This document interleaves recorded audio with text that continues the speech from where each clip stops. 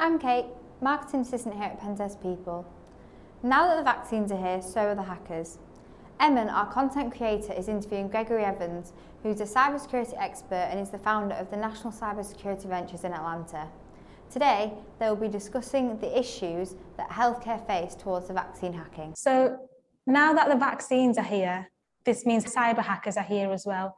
Hackers have been scamming hospitals for years. The average hospital doesn't have very good cyber security.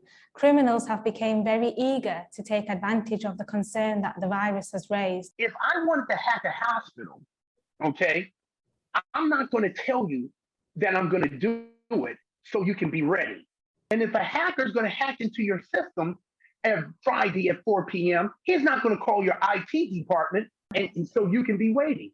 And this is the same way I feel about penetration testing.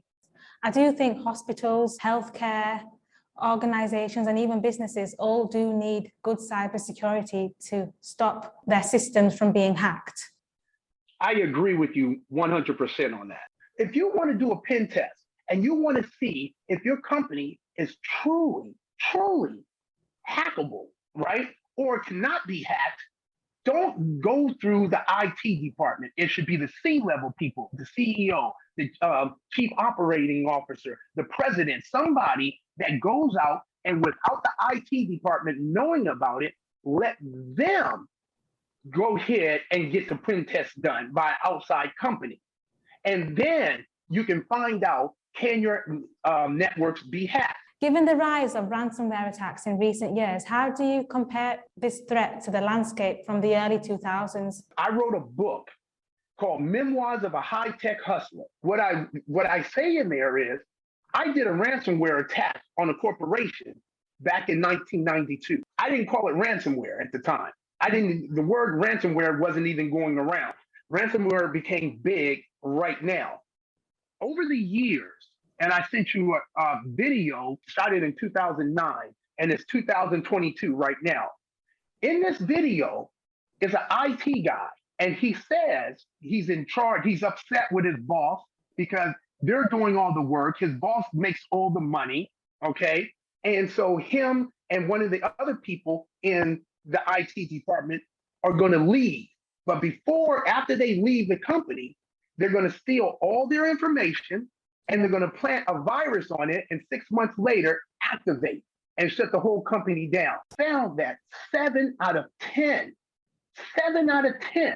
of the ransomware attacks that have taken place was an inside job. I do think like the targeted vaccination scams that have been happening since the COVID vaccine was released last year in 2021, with reports of the attackers, they're able to add customers to vaccination databases without actually having the vaccine for a sum of Bitcoin. And I read something in an article that said the prices range from $100 to $600. So do you think that the inherent anonymity of cryptocurrencies is making it much more difficult to catch these cyber criminals? Yes, it makes it very, very hard for them to catch them. Now with Bitcoin, every criminal, this is the perfect way to wash money for organized crime, for drugs, for prostitution, you name it. That's the way to go. On our phone call last week, you spoke about humans, that humans are the weaknesses. So are the issues here which are being exploited relying on people's weaknesses, and also relating back to healthcare, the healthcare's vulnerability, for example, within the COVID phishing scams, for instance, rather than complete remote takeovers for a technical misconfiguration? Here's the thing. That's a very good point. I had a bulletproof Mercedes-Benz. What level is bulletproof? And is it bulletproof to a 9mm? But if somebody shot at you with a 50 caliber, is it going to go through the car, right? Same thing when it comes to a network at a hospital. How do you know that your network is bulletproof, hacker-proof?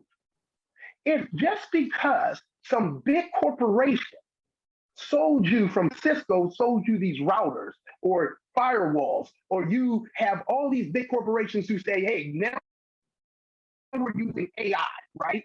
And AI can tell if your network has been hacked because we're using artificial intelligence and it's always monitoring your networks and all of that. But how do you know if it's never been tested against a true bad guy, a true criminal before? The healthcare departments and the energy departments and some of these just regular banks and other corporations have to have the same mindset. They don't know how to think like a bad guy. You need to think like a bad guy. That's because I think one of your quotes is, to be able to hack, you need to be able to think like a bad guy. Correct. And to catch a hacker, it takes a hacker. There's a video that I did in 2002 where I had my Mercedes, another Mercedes, because Mercedes was big back then. I had the top one, the 600 series. And you'll see the video where I took it to this guy who does custom work on cars. And license plate says #1 hacker on this one. But when he opens up the trunk, I had him put in hidden laptops and a printer and some other stuff in the car, because a hacker never uses his own equipment. No. So if I'm driving around and I say, hey, somebody calls me up, or I had to hack into a system, or it was a security or whatever situation that happened, I have a laptop built in to my doggone car. I said back in '97, the bigger the organization is, the easier it is to hack, because they have more people in different ways that you can hack them. But the problem is, the bigger the organization is, the more power they have, because if they find out they've been hacked or ripped off, they can pick up the phone and they can have everybody coming after you. They need to cover their tracks. And this is what these cyber hackers are doing within the healthcare business. They're covering their tracks. Correct. And that's the reason why I say that they don't go out and brag about it either, because you're covering your tracks.